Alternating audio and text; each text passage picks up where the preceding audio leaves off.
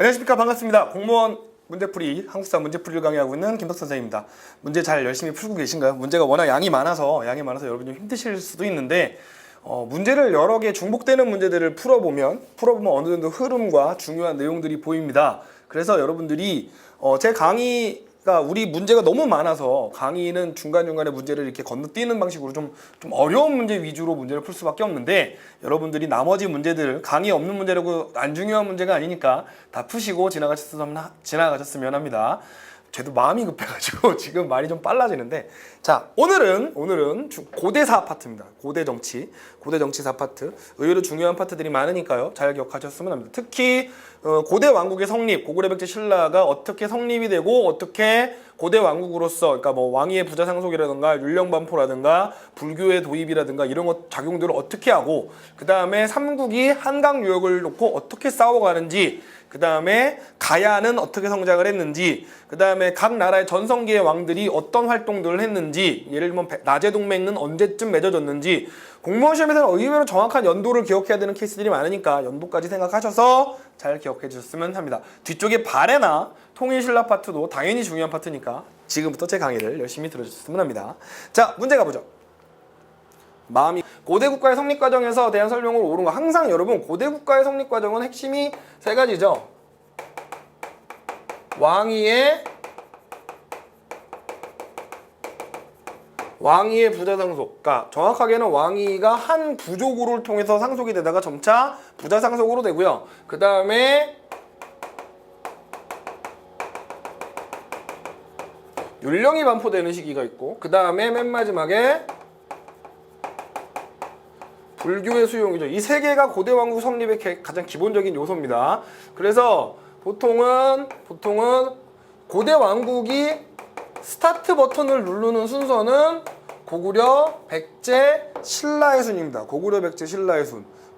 네, 스타트 버튼을 누르는 건. 그래서 고구려가 외우기 쉬워요. 2세기, 3세기, 4세기죠. 그래서 2세기, 3세기, 4세기. 왕위의 부자 상속이 보통 시작되는 시점이었는데, 여기가 태조왕이고, 여기가 고이왕이고, 여기가 내물왕 때 이렇게 시작이 되고요. 나중에 아시겠지만 이게 이제 고대 왕국의 시작. 그 다음에 삼국의 전성기는 몇 세기? 삼국의 전성기는 BKS죠. 백제, 고구려, 신라순입니다. 백제, 고구려, 신라순. 그래서 4세기, 5세기, 6세기. 기억하십니까? 다 뭘 기준으로? 한강 유역을 점령한 시점을 전성기로 잡죠. 그래서 보통 여기가 백제의 슈퍼맨, 근초고왕. 그 다음에 여기가 오래 살아서 장수왕. 여기가 진흥왕. 이 순서입니다. 이거 외우기 어렵지 않죠? 외우기 어렵지 않으니까 기억을 해주십시오. 세기입니다. 몇 세기? 자, 부자 상속의 왕위 계승은 왕위 확립은 당연히 누가 더 빨랐을까요? 당연히 고구려가 더 빨랐죠. 당연히 고구려가 더 빠릅니다.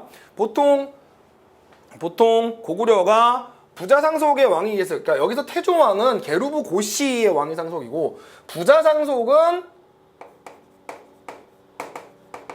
고국천왕 때 합니다. 고국천왕 때 약 2세기 때, 태조왕 바로 다음이니까요. 2세기 때 고국천왕이 하게 되고요. 백제는 부자 상속을 4세기 근초고왕 때 하니까 기억을 해주셨으면 당연히 백제가 고구려가 더 빠르겠죠. 그 다음에 통치체제의 효율적인 유지를 위해서 삼국은 모두 율령을 반포하였다. 당연하죠. 당연히 율령을 반포했고요. 그 다음에 고구려가 한사군을 축출할 무렵, 고구려가 한사군을 축출하는 시기는 미천왕 때입니다. 낙랑군을 마지막으로 한사군을 축출하게 되는데 이게 약 4세기거든요. 신라는 우상국을 정벌하는 건 신라의 지증왕 때죠. 지증왕 때 우상국을 정벌하는데 요거는 6세기 초입니다. 6세기 초에 정확하게 612년에 지증왕이 우상국을 정벌하게 되죠. 그 다음에 고조선과 부여, 가야는 연맹 국가 단계에서 멸망했다. 네, 맞는 얘기입니다. 맞는 얘기. 그 다음에 백제 고이왕은 목지국을 병합해서 마한의 중심 세력이 됐다. 이것도 맞는 얘기죠. 그러니까 틀린 거는 답은 3번이 되겠네요. 자, 요 순서들을 잘 기억해 주십시오. 자, 넘어가죠. 왕후의 변천 과정입니다. 가나에 해당하는 설정으로 가장 옳은 거. 거서간, 차차홍. 세 번째는 여기는 이사금이죠. 이사금. 입금, 이사금. 그 다음에 여기는 마리간입니다. 글씨가 잘 보이시나요? 이사금, 마리간. 네. 이사금, 마리간 이렇게 되죠. 그래서 가의 왕후였던 시기에, 이사금이었던 왕후의 시기에 이르러 독자 세력을 유지해오던 육부가 행정구역으로 변천했다. 육부가 행정구역으로 변천하는 시기는 이사금 시기가 아니라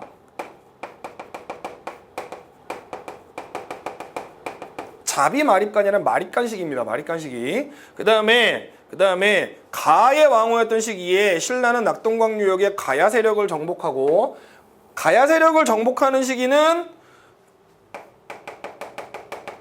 법흥왕과 진흥왕 둘 다 불교식 왕후 호칭을 쓰는 시기죠. 그러니까 보통 6세기입니다. 6세기. 그러니까 이건 땡이고요.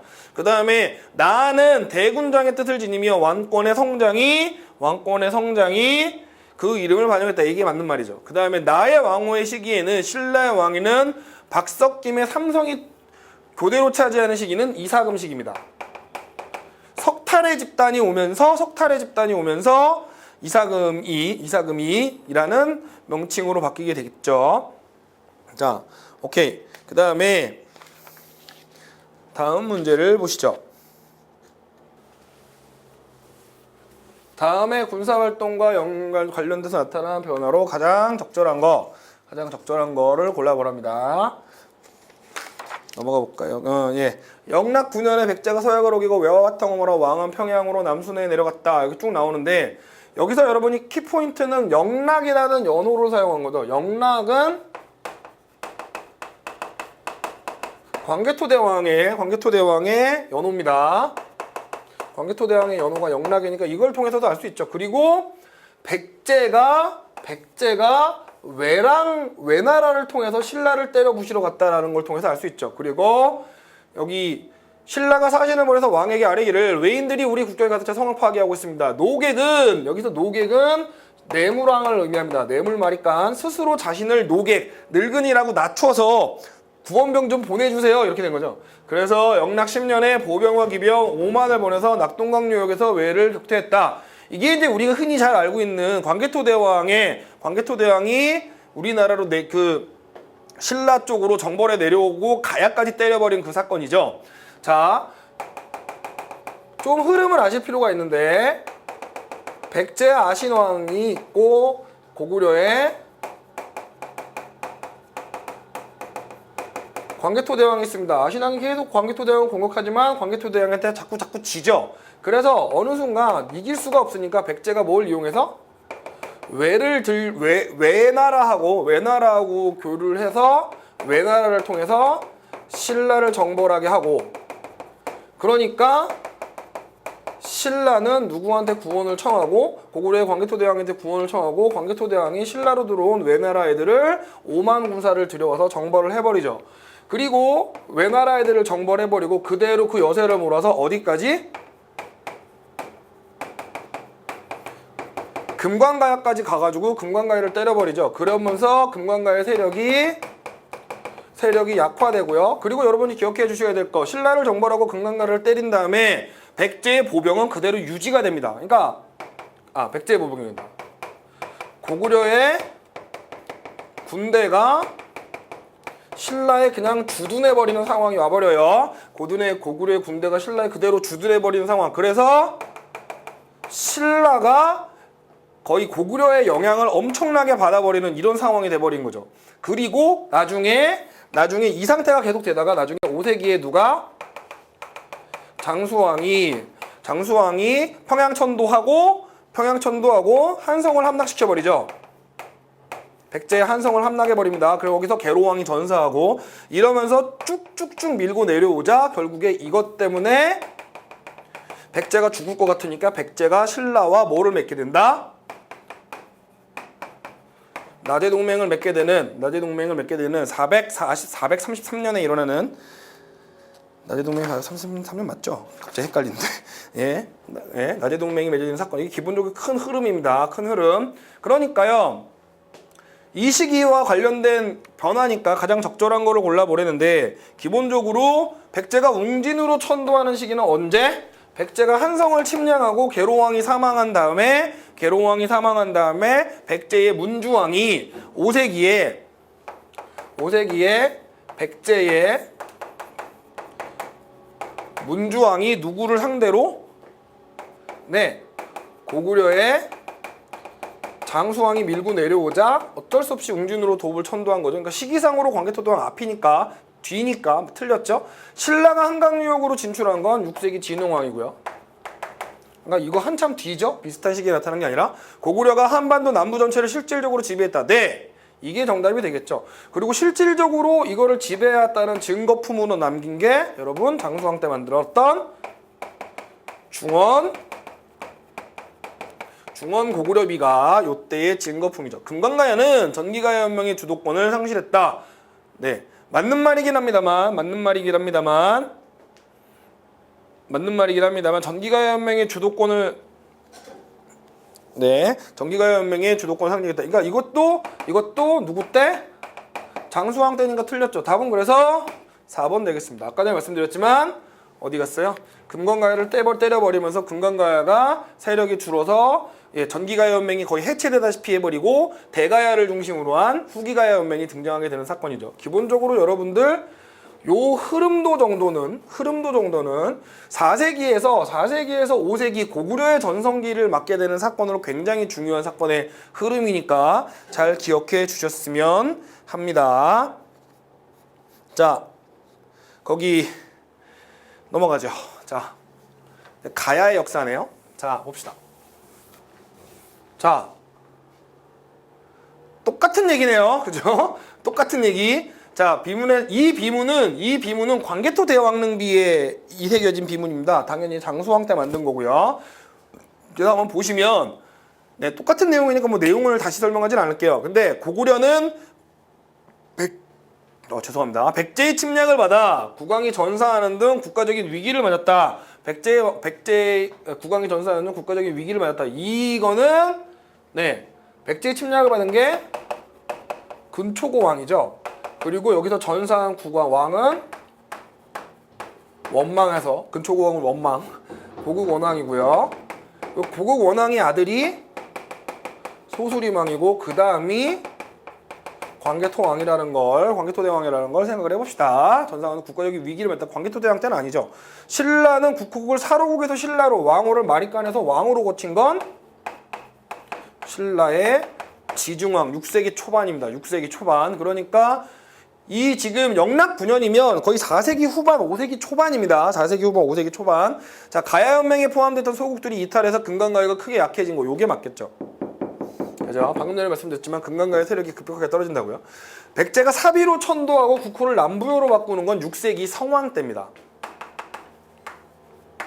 6세기 성왕 때니까요. 중흥을 도모했다. 이것도 기억해 주셔야겠습니다.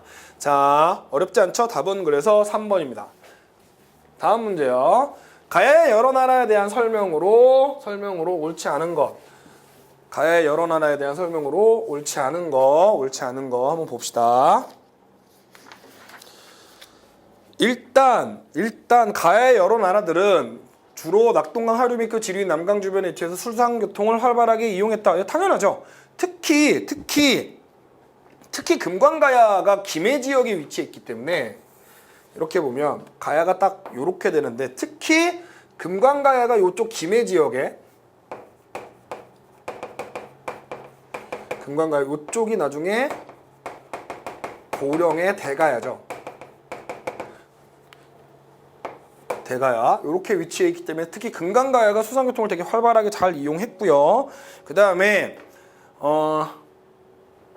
풍부한 철의 생산과 해상교통을 이용해서 랑랑과 외외 큐수 지역을 연결하는 중개무역이 발달했다. 예, 맞습니다. 가야 지방의 가장 좋은 수출품은 철이었으니까요.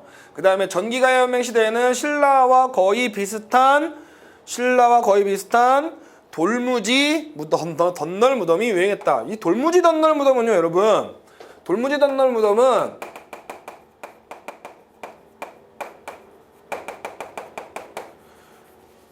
신라 초기 고분에서만 등장합니다. 신라 초기 고분에서만. 신라 초기 고분에서만 등장하는 형태고, 가야연맹 같은 경우에는 나무로 관을 짜는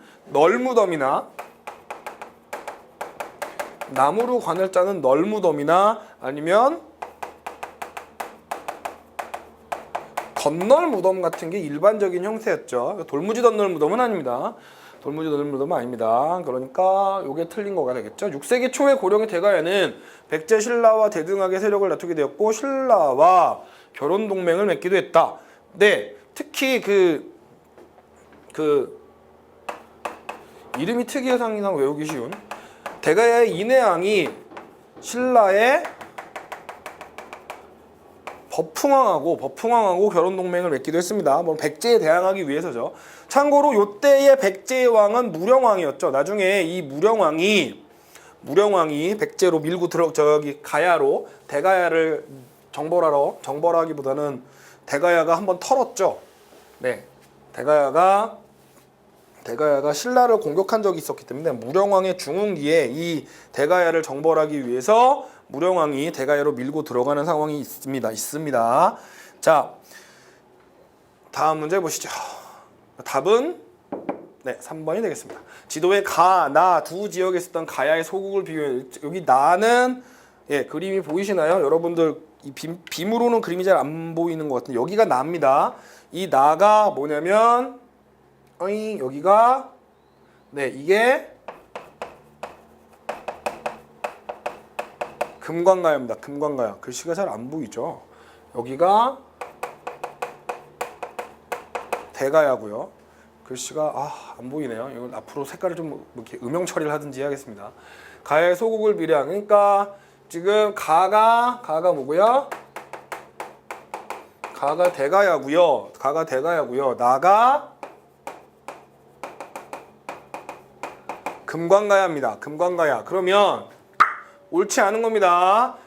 대가야는 후기가야 연맹의 맹주고 금관가야는 전기가야 연맹의 맹주인 거 맞고요. 그 다음에 높은 영업 생산력과 철을 생산하고 낙랑과 외를 잇는 중개무역을 했던 것도 맞고요. 둘 다 맞아요. 그 다음에 김해에 있는 대성동 고분이 가장 대표적인 고분이고, 여기는 고령에 있는 지상동 고분이 되게 유명한 고분군이죠. 그 다음에 쇠퇴의 배경 백제의 군사적인 압박이 아니라 바뀌었죠. 지금 이게 고구려의 침공 때문에 금관가야가 약해졌고, 백제의 군사적 압박 때문에 대가야가 세력이 꺾이는 겁니다. 결국은 망하는 건 법흥왕 때 망하고 진흥왕 때 망하죠. 자, 아까 전에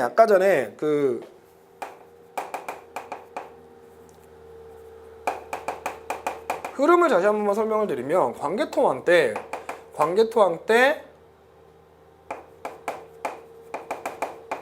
금관가야를 치죠. 그죠? 그 앞에 얘기는 방금 전에 앞에 문제에서 설명을 했으니까 또 자세하게 안 하도록 합시다. 금관가야를 쳤어요. 그래서 신라를 간섭하게 되죠. 그리고 그 후에 장수왕이 백제를 공격하죠. 5세기의 공격이. 그래서 백제 계로왕이 전사하고 문주왕 때 수도를 계로왕이 전사했고, 한성에서 계로왕이 전사했고, 문주왕이 웅진으로 도망치듯 천도하죠. 나중에 그래서 성왕이 다시 사비로 가는 겁니다. 웅진이 너무 국경에 가깝기 때문에. 자, 요렇게 천도하게 됩니다. 그리고 백제는 5세기 장수왕 내내 거의 죽다 살아납니다. 그러니까 장수왕에 의해서 백제 세력이 훅 꺾이는 이 타이밍에 대가야가 백제 지역을 공격하는 거죠. 대가야는 위치상 보시면은 수로 지방이 없거든요. 수로가, 그러니까 강이 그렇게 좋은 강이 없어서 그쪽 여기서 공격을 해가지고 공격을 해서 때려잡는 거죠. 그런데 6세기가 돼서 고구려가 지배층의 내분이 일어납니다. 그래서 정신이 없어요. 그리고 그 와중에 신라는 지증왕, 법흥왕으로 순서로 이어지는 전성기가 시작되고요. 백제는 우리가 흔히 얘기하는 중흥기가 시작이 되죠. 그래서 백제 중흥기에 누가? 무령왕이 장수왕 때의 백제의 지역을 공격했던 대가야를 공격해버립니다. 백제가 대가야 지역을 공격해버립니다. 여기서 군사적인 압박을 받는 거죠. 그러고 나중에 자연스럽게 무령왕 때의 신라의 왕은 법흥왕이고, 무령왕 다음에 백제가 이제 성왕이 등장을 하는데, 성왕 때의 왕은 진흥왕이 되는 거죠. 요렇게 되는 겁니다. 이렇게 되는 겁니다. 자, 기억을 해주셨으면 좋겠어요. 넘어갑시다. 다음은 가야연맹의 어떤 나라의 시조설하랍니다. 밑줄 친 이 나라의 왕릉급 고분이 밀집된 고분군 이름은, 자, 시조는 이진아시왕이고 그로부터 도설지왕까지 대략 16대 520년 퇴치연이 된 서기정전에는 가야상신 정견모주가 친견 이비가지에게 감흥되어 뇌질주절과 뇌질청에 두 사람을 낳았다. 뇌질주일은 곧 이 나라의 시조고, 뇌질청에는 흉흉 뭐야? 금관국의 시조인 수로왕이래요. 그러니까 이 나라는 가야 연맹체의 어떤 나라니까 이거는 당연히 어디겠어요? 금관가야죠. 그리고 이 나라의 시조인 이시장왕의 진아시왕의 별칭이니까 이 나라는 대가야가 되겠습니다. 대가야. 그러니까요, 김해 대성동 고분군은 금관가야의 고분군이고요. 아까 전에 말씀드린 대가야는 어디요? 합천 고령입니다. 고령의 지산동 고분이 대가야의 고분군이 되겠죠. 그래서 답이 4번입니다. 의외로 요거는 위치, 지역을 아시면은 쉽게 푸는데, 대가야가 주로 활약했던 지역이 고령입니다. 고령. 그 다음에 금관가야는 김해. 그래서 김수로왕이 뭐가 되는 거예요? 김해 김씨의 시조가 되는 거죠. 아시겠습니까? 김해 김씨의 시조가 되는 김수로왕, 이렇게 되는 거죠. 우리나라에서 김해 김씨 모르는 사람은 없잖아요. 그렇죠? 합천의 옥정고분군은 좀 전혀 다른 얘기입니다. 넘어가겠습니다. 자, 삼국 항쟁사네요. 삼국의 항쟁사. 드디어 삼국이 서로 싸웁니다. 자, 삼국 항쟁사입니다. 고구려에 대한 다음 설명 중 옳지 않은 겁니다. 고구려 얘기를 가봅시다. 고구려의 소수림왕은 전진과 수교의 대외관계를 안정시켰고, 태학의 설립, 불교 수용, 율령반포. 사실 아까 전에도 얘기했습니다만 소수림왕의 전 임금이 고국 원왕으로 근초고왕한테 죽은 사람이죠. 그 소수림왕은 내치에 되게 전념하는 중앙국권 집권 국가체제를 강화하고, 그 다음해인 누구 때? 광개토대왕 때 밖으로 나가는 거죠. 그래서 광개토대왕은 후연, 결안, 거란 등을 격파해서 요동을 포함한 만주 지역에서의 지배권을 확대하였으며, 여기가 틀렸네요. 평양성으로 천도한 건 누굽니까? 아들인 장수왕이죠. 장수왕 때. 그래서 한강유역 장악한 건 장수왕 때의 특징이니까 이게 틀렸네요. 광개토대왕은 내무랑의 요청을 받아들여 신라의 이거 맞죠? 장수왕의 남진 정책으로 고구려의 영토는 남한강 유역까지 확대됐고, 이러한 사실은 뭘 통해서 알 수 있다? 중원 고구려비를 통해서 알 수 있다. 그래서 이 중원 고구려비가 되게 중요합니다. 5세기 말 고구려는 한반도 중부지방과 요동을 포함한 만주 땅을 차지하여 명실상부한 동북아시아의 강국이 됐다. 네, 실제로 중국도 눈치 봤으니까요. 광개토대왕 있을 때는. 자, 넘어갑시다. 답은 그래서 2번이죠. 자, 다음은 고구려의 주요 사건을 정리합니다. 연대순으로 바르게 나열한 것.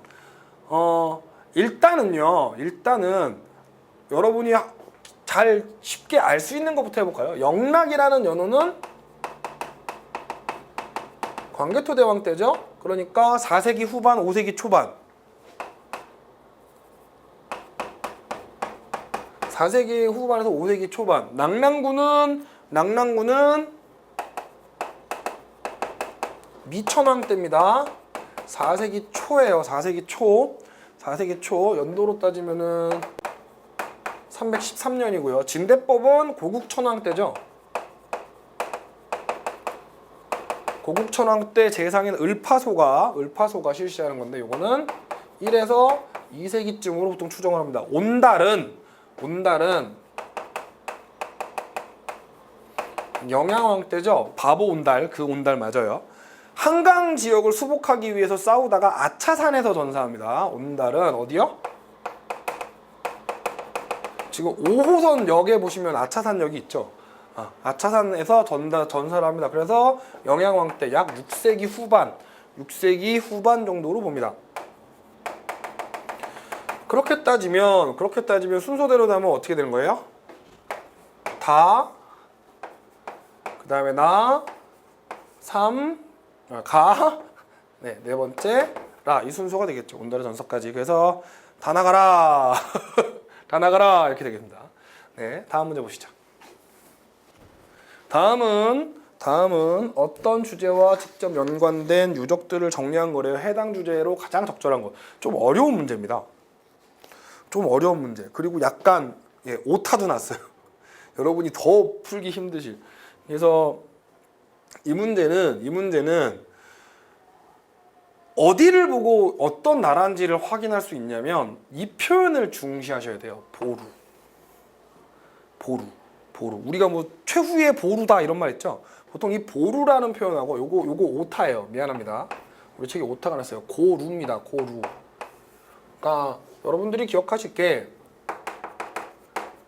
고루 하는 이런 표현들은 고루 이런 표현들은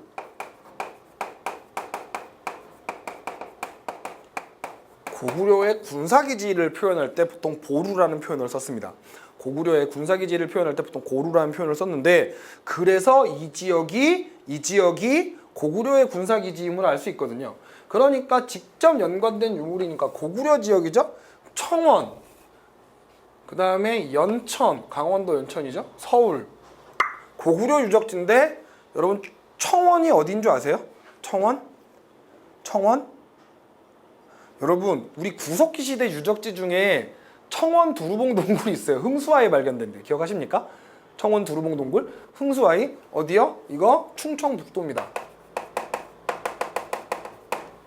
아하, 장수왕 때겠네요. 그죠? 충북까지 고구려가 내려간 케이스는 장수왕밖에 없으니까.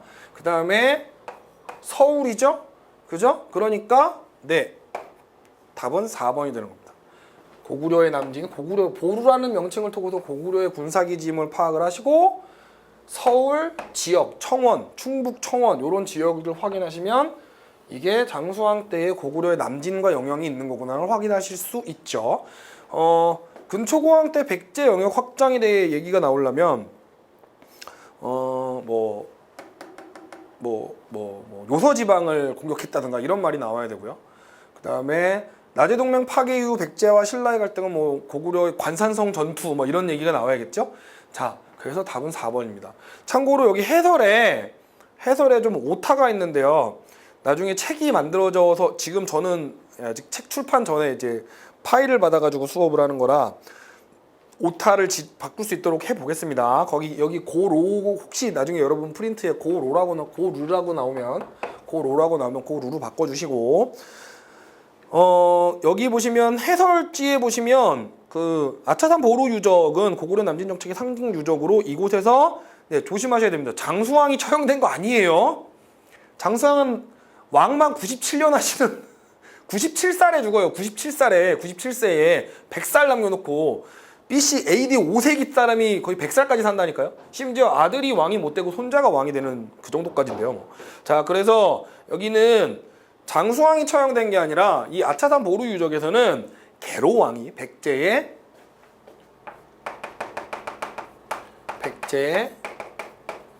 계로왕이 여기서 처형당합니다. 한번 보셨으면 좋겠어요. 자, 다음 문제 보시죠. 겨울에 고구려에 있었던 사실입니다. 겨울에 왕이 태자왕께 정에 3만을 거두고 고구려에 쳐들어가서 평양성을 공격했대요. 평양성 공격.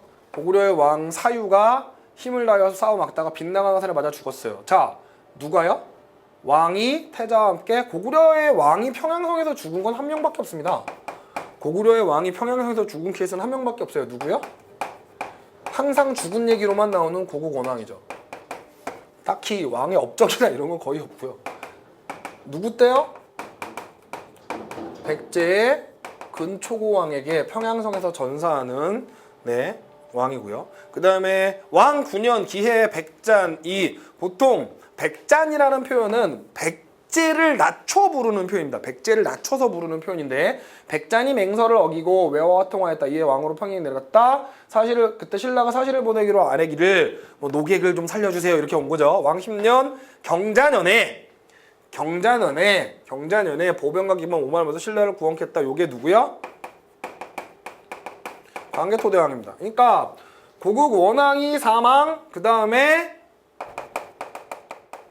소수리왕 등장, 그 다음에 광개토대왕인 겁니다. 그러니까 여기 가와 나 사이에 있었던 얘기니까 소수리왕 때 뭐가 있었는지를 보시면 되겠는데 천리장성을 쌓은 거는 7세기에 영유왕 때고요. 네, 영유왕 때. 여기서는 누구와 함께? 사실은 영유왕이 주 작품이라기보다는 이 아저씨 작품이죠. 연개소문의 작품이죠. 연개소문의 작품. 그 다음에 평양천도는 5세기 장수왕이니까 지금 광개토대왕 때니까 관계가 없고요. 낙랑군을 몰아낸 건 4세기 초에 누구요? 한사군 몰아낸 미천왕 때죠. 미천왕 때. 그러니까 이거보다 훨씬 전입니다. 그러니까 답은 율령반포한 소수리망. 자, 소수리망이 몇 개만 더 기억해 보면 태학 설립했고요. 율령반포했고요. 불교 수용했다. 요 정도까지도 기억을 해 주셔야겠죠? 오케이, 넘어가겠습니다.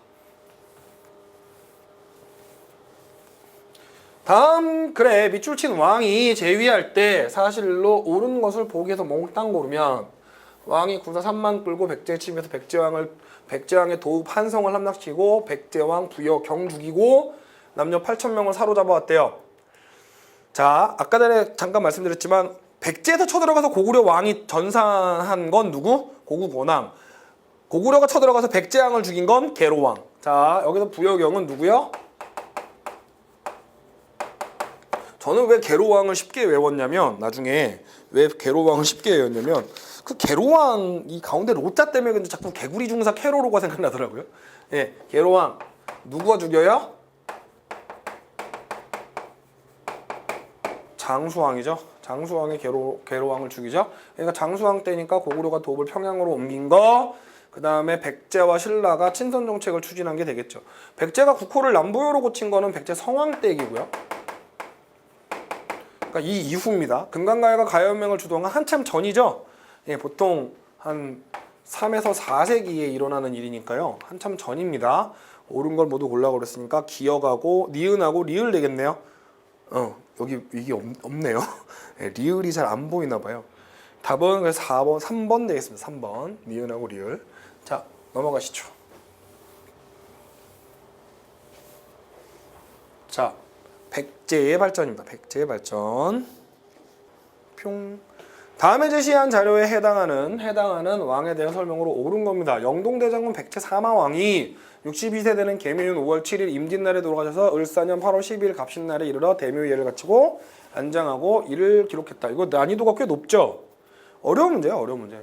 왜 어렵냐면 백제 사마왕이 누군지를 모르고 이게 누군지를 모르고 그러니까 여기서 지금 해당하는 왕을 유추할 수 있는 건 계묘년 5월 7일에 죽었다도 연도도 안 났으니까 또 모르겠고 그죠? 여기서 이걸 유추할 수 있는 호칭은 딱 하나 이겁니다. 영동대장군이라는 호칭에서 유추할 수 있어요. 영동대장군이라는 호칭은 중국의 남조에 있었던 나라들, 그러니까 중국이 북조가 있고 중국의 남북조 시대가 있죠. 그러니까 북위로 해서부터 5, 16국 막 이렇게 돌아다니는데 밑에 있는 남쪽의 나라들은 송, 제, 양, 진 해가지고 요 순서로 이 순서로 그대로 한 왕조가 없어졌다 사라졌다 없어졌다 사라졌다를 반복하거든요. 그러니까 영동대장군이라는 호칭은 중국의 남조의 나라 중에 하나인 양이라는 나라가 백제의 왕인 이 사람에게 주어진 호칭입니다. 그러니까 이걸 통해서 뭘 알 수 있다? 아하, 백제가 누구랑 교류했구나? 중국의 남조와 교류했구나라는 사실을 알 수 있는 거죠. 백제가 중국의 남조와 교류했다는 것을 알 수 있는 대표적인 왕, 바로 무령왕입니다. 왜 무령왕이 남조와 교류했다는 걸 아냐? 네, 뭘 보면요? 무령왕릉을 보면 알죠. 그러니까 다른 왕들의, 신라의 왕들의 무덤들은 전부 다 굴식 돌박 무덤이 되거나 아니면 초기 형태의 뭐 돌무지 덧늘 무덤이 되거나 뭐 이렇게 되는데 무령왕릉만 딱 벽돌 무덤이죠. 이 벽돌 무덤은 그 남조의 양나라의 양식입니다. 그래서 양나라의 양식입니다. 그래서 옳은 걸 골라보면 자, 일단은 사비로 옮기고 국호를 남부여라고 한 거는 성왕 때죠. 그 다음에 효동이 지극하고 해동증자, 우리가 보통 다른 이름으로 하지만 해동증자라고 불리는 왕은 의자왕입니다. 안 믿기시죠? 네, 의자왕이 정신줄 놓기 전에는 굉장히 잘하는 왕이었답니다. 그리고 마라난타를 맞아들여서 불교를 공인하는 건 백제의 침류왕입니다. 백제 침류왕이 불교 공인인데요. 그러니까 양나라의 조공에서 외교 관계를 강화한 거, 이게 무령왕이죠. 이게 무령왕 되겠습니다. 답은 3번이 되겠습니다. 답은 3번이 되겠어요. 자, 생각보다 좀 어려운 문제입니다. 이게 힌트를 알 수가 없는 문제라서 이런 문제는 개인적으로 공무원 시험에서 왜 내나 싶은 문제이기도 한데 출제하는 분 양반들이 있다는 생각을 이런 얘기하면 안 되지. 예. 이런 것들은 문제를 보면서 익히시는 수밖에 없습니다. 이거는 거의 제가 보기에는 만점 방지용 문제입니다. 만점 방지용. 틀리라고 내는 문제. 어쩔 수 없죠. 익숙해지는 수밖에요. 자, 다음 밑줄 친 인물의 업적으로 옳은 거. 여기서 이 그림은요 좀 유명한 그림입니다. 요거 우리가 뭐라고 하냐면 양직공도라고 부르는, 아이고 안 보인다. 네. 양직공도라는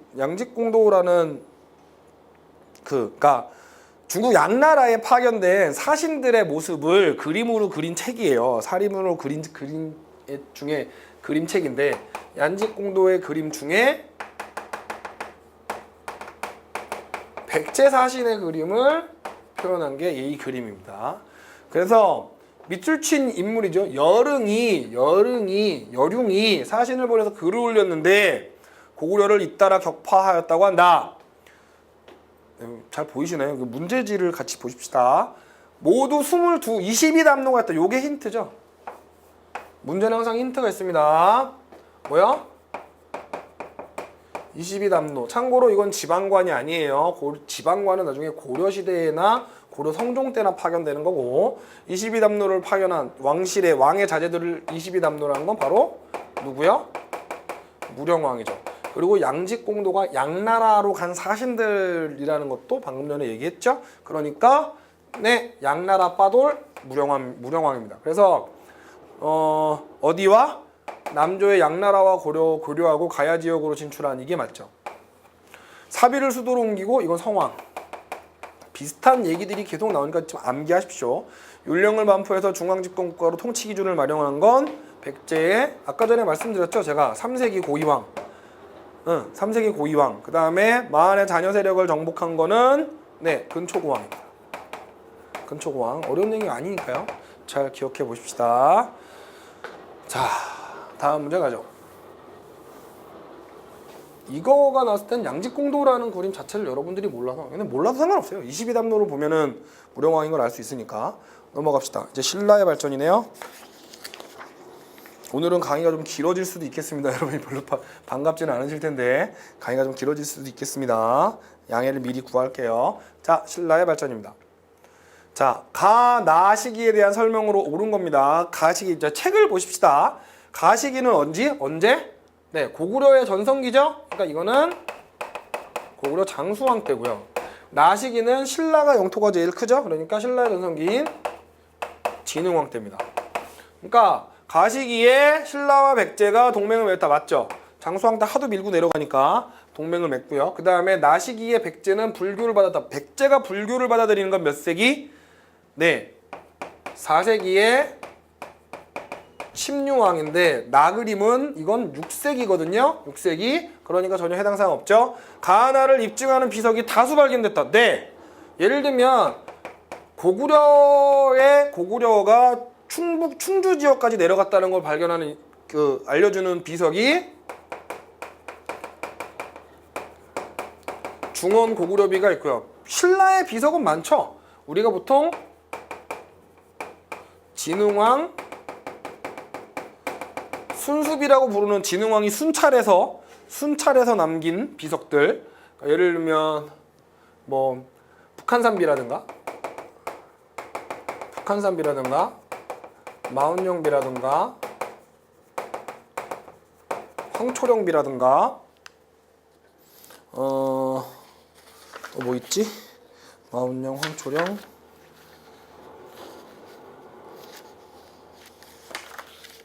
이 비석들 맨날 이름들이 헷갈려요.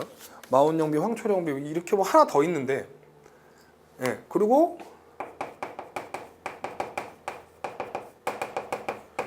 단양적성비가 있죠. 단양적성비는 진흥왕 순수비가 아닙니다. 순수비가 아니에요. 북한산비, 마운영비, 황초령비, 창령비. 예.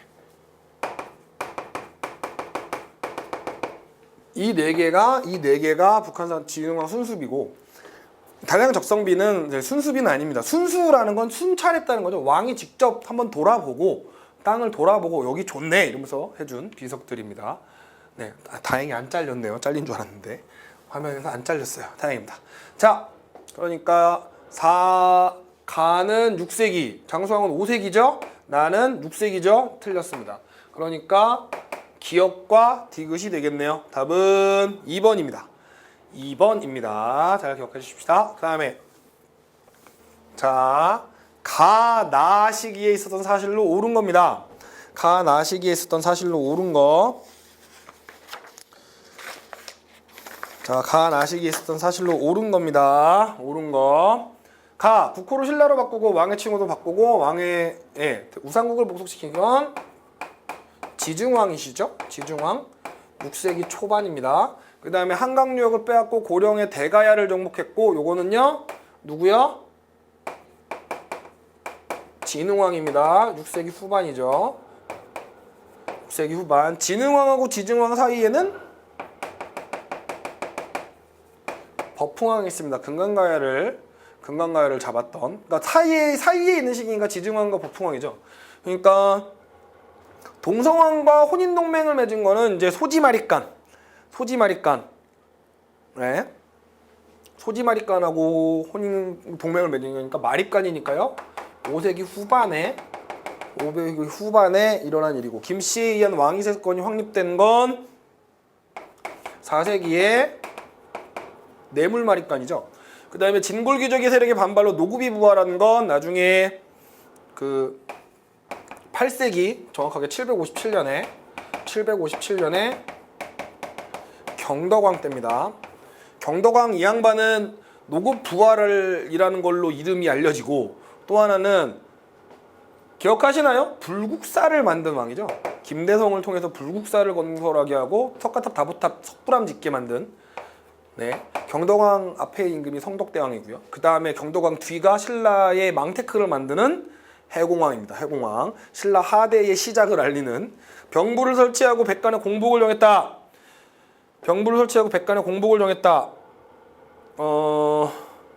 네, 이게 공복제정, 이게 법흥왕의 업적이죠. 그러니까 답은 4번 되겠습니다. 네, 답은 4번 되겠습니다. 자, 다음 문제 보시죠. 가와 나 사이에 있었던 역사적 사실, 또 역사적 사실 물어보는 거네요. 백제 동성왕 아까 전에 보내셨어요? 기억하시나요? 신라 아벌찬 비지의 딸과 혼이 난 후 3,000명을 도와 신라를 도와 고구려 병사의 포위를 풀게 했대요. 이거 뭐 얘기하는 거냐면 나제동맹 얘기하는 거죠. 그죠? 6월에 수양제가 무슨 뭐 저수지 이름이 아니라 수나라 양제죠. 수나라 양제가 남쪽을 공격했으나 항복하지 않고 계속 항전했다. 수양제는 부하장수 30만 5천의 병력으로 성을 위해서 압록강으로 진격하게 하였다. 수나라 양제니까 요거 이제 백제의 침입인데 네, 요게 언제냐면 압록강으로 진격하게 된 거냐. 요게 살수대첩 얘기하는 겁니다. 그러니까 나제동맹이 결혼동맹이니까 이게 5세기 후반 아마 493년인가에 일어난 일일 거예요. 493년인가에 일어난 일이고, 그 다음에 이 살수대첩은 7세기 초반에 일어난 일입니다. 그러니까 6세기가 다 포함되죠. 6세기가 그럼 역사적 사실이면 뭐가 될까요? 네, 신라의 침입하고 외를 격퇴한 건 4세기 후반 5세기 초반이죠. 광개토대왕 때니까요. 그 다음에 사비롱요, 이게 6세기 성황 때니까 일단 니은 맞고요. 그 다음에 고구려는 안시성 싸움에서 민군이 협력해서 당군을 물리쳤다. 안시성 싸움은 살수대첩 다음에 일어나는 일입니다. 살수대첩 다음에. 그러니까 이게 7세기 중반 645년 7세기 중반에 일어난 일이고, 신라 지중화는 국가를 신라로 바꾸고 왕의 칭호를 마리간에서 왕으로 고친 거, 요게 이게 6세기 초반 지중왕 때니까 답은 니은하고 리을 내겠네요. 1번이 답이 어딨지? 자, 그러니까 답은 3번 되겠습니다. 요건 1번은 니은만 있는 거예요. 답은 3번 되겠습니다. 잘 기억해 주십시다. 자,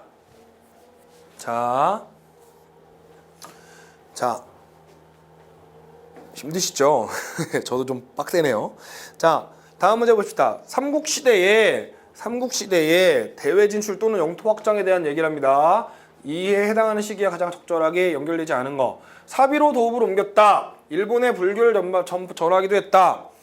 요건 백제 성황 때죠. 사비로 도읍 옮겼다가 딱 보시면 알겠죠. 사비로 도읍을 옮겼다는 딱 보시면 알겠죠. 그 다음에 그러니까 기억은 맞는 말이죠. 백제를 한강 유역을 부분적으로 수용했지만 꼭 신라 진흥왕에게 뺏겼죠. 한강 유역을 장악해서 경제적 기반을 강화하고 이후 삼국 경쟁의 주도권을 장악하는 계기를 마련했다. 이건 백제의 진흥왕 되겠습니다. 그러니까 진흥왕은 금관가야가 아니라 대가야를 정복했죠. 그러니까 틀렸습니다. 금관가야는 법흥왕 때죠. 중국의 남북조와 각각 교류하면서 두 세력을 조정하는 외교 정책을 써서 중국을 견제했다. 한강 정지역을 포함해서 중령 일대 남양만을 이루는 섬까지 영토를 넓혔다. 이거는 고구려의 장수왕 얘기하는 거죠. 한강 전 지역을 포함해서 중령 일대까지 가니까. 그 다음에 낙동강 유역에 대해서도 지배권을 이건 백제의 근초고왕 같은데, 근초고왕이죠. 근초고왕. 그러니까 이거 맞고요. 산둥지방과 일본의 큐슈 지역까지 진출입니다. 점령이 아니에요. 진출한 동안 대외 활동을 했다. 맞는 얘기가 되겠죠. 답은 2번이 되겠습니다. 어렵지 않아요. 이 정도 문제면 풀어볼 만한 문제죠.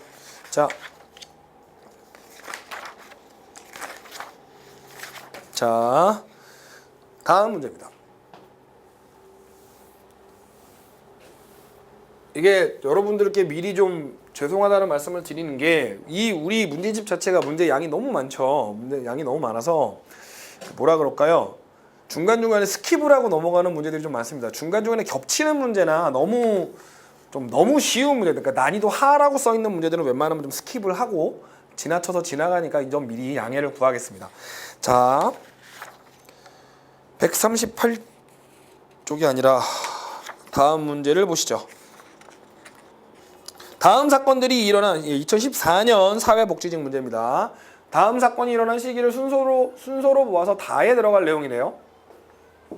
자, 국내성에서 평양천도항 장수왕 때죠. 장수왕 때 427년에 평양천도합니다.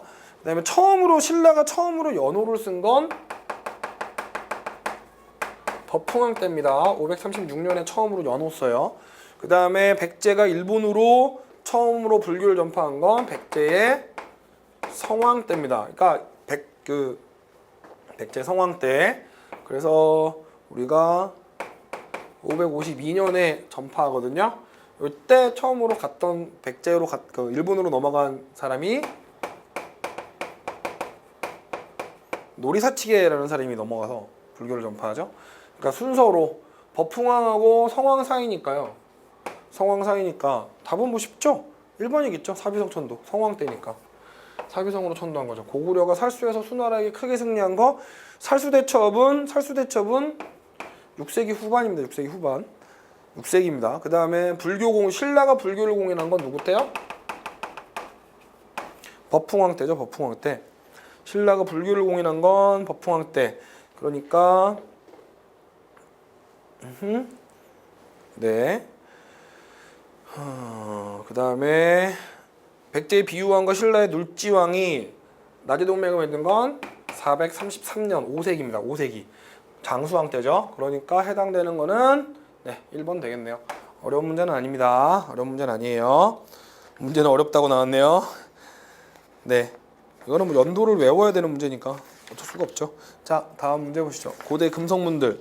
자, 비석들 얘기입니다. 좀 중요한 문제들이 많으니까 좀 주의하셔 바짝해서 같이 풀어보고 이제 이번 강의 조금 길어지고 있는데 마무리를 한번 지어봅시다. 다음 보기에서 진흥왕 때 세워진 순수비로 가장 옳게 짝지어진 것은 이게 좀 잘렸네요 글씨가. 옳게 짝지어진 것은 진흥왕 순수비. 진흥왕 순수비 뭐 있어요? 일단 북한산비, 황초령비, 마운령비, 창령비. 그죠? 창령비 4개 있죠. 그 다음에 하가 저기 황초령, 마운령, 북한산, 창령비. 예. 그 다음에 하나 굳이 진흥왕 때 세워진 비석으로 하나 더 넣자면 뭐야? 단양 적성비가 있는데 참고로 말씀드리면 단양 적성비는 뭐가 아니라 순수비가 아닙니다. 순수비가 아니에요. 그 적성 지역의 백성들을 이렇게 위로할 목적으로 왔다 갔다 하는 얘기를 쓴 거죠. 마운령비 요거 그러니까 답은 기역, 리을, 비읍, 시옷이네요. 네, 1번 되겠네요. 임신서기석은 나중에 연도가 영일 냉수리비하고 임신서기석은 설립 연도가 정확하게 특정이 안 돼요. 그러니까 좀 추측이 되는데 보통 영일 냉수리비 같은 경우에는 눌지마립간 때에 따르는 설도 있고 진흥왕 때 만들어졌다는 설도 있어요. 그러니까 눌지마립간 때 약 한 443년에 건설됐다는 설도 있고 503년에 건설됐다는 설도 있습니다. 그러니까 이게 누구 왕 때다라고 딱히 말을 할 수가 없어요. 그 갈문왕 뭐 이렇게 어쩌고저쩌고 나오는데 그 다음에 임신서기석도 552년에 만들어졌다는 썰이 있고요. 그 다음에 612년에 만들어졌다는 설도 있어요. 이건 522년에 만들어졌으면 진흥왕 때가 맞는 거고 612년이면 진평왕 때거든요. 진평왕. 그러니까 좀 구분이 돼야 되겠죠? 구분이. 네. 울진 봉평비야 뭐 전혀 다른 얘기고요. 자, 넘어가겠습니다. 자, 금성문이라는 건 보통 우리가 이제 비석에 있는 건데요. 옳지 않은 겁니다. 호우청 출토 청동 호우의 존재를 통해서 신라와 고구려의 관계를 살펴볼 수 있죠. 이 호우청의 이 호우명 그릇이라고 하죠, 우리가.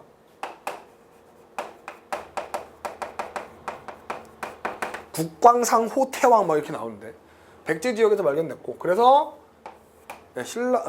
백제 지역이란다. 신라 지역에서 발견됐고요. 그래서 신라와 고구려의 관계가 사실상 신라가 깨갱하는 관계였다는 걸 알려주는 유물이죠. 그 다음에 사택지적필을 통해서 도가에 대한 이해를 하고 있다. 예, 방금 전에 말씀드렸지만 도가사상적인 색채가 강한 비석이라고 그랬죠.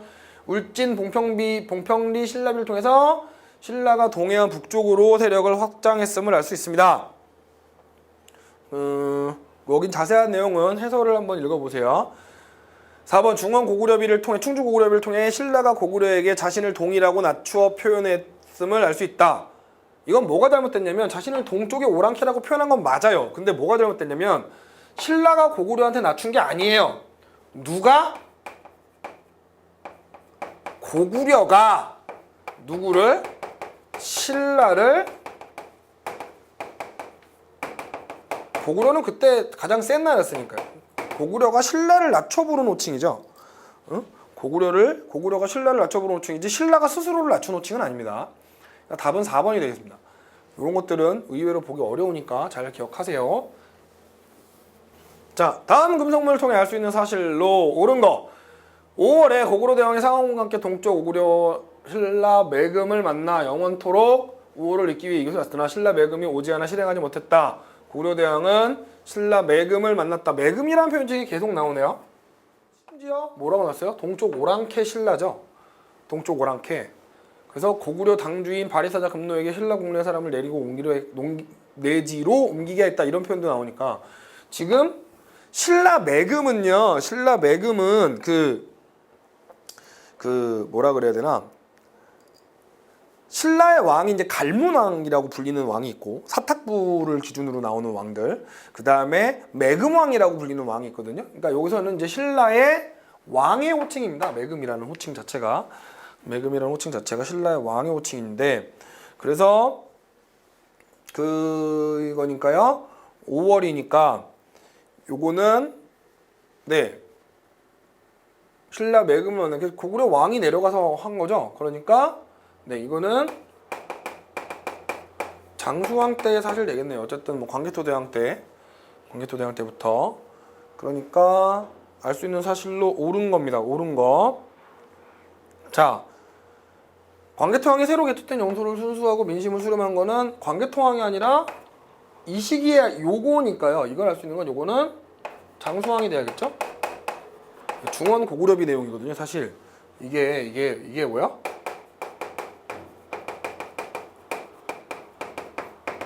중원 고구려비의 내용입니다. 그러니까 매금은 누구를? 신라의 왕을 호칭하는 표현입니다. 좀 되게 낮춰 부르는 호칭이에요. 낮춰 부르는 호칭. 그다음에 울진 봉평 지역의 토지나 대항 권리를 인정해줬다. 이게 울진 봉평비죠. 신라의 비석이니까 이거는 중원 고구려비의 내용하고 관계가 없고, 원주민과 부성민을 수묘인으로 편성해서 왕릉을 수호하겠다. 왕릉 수호하게 한 거는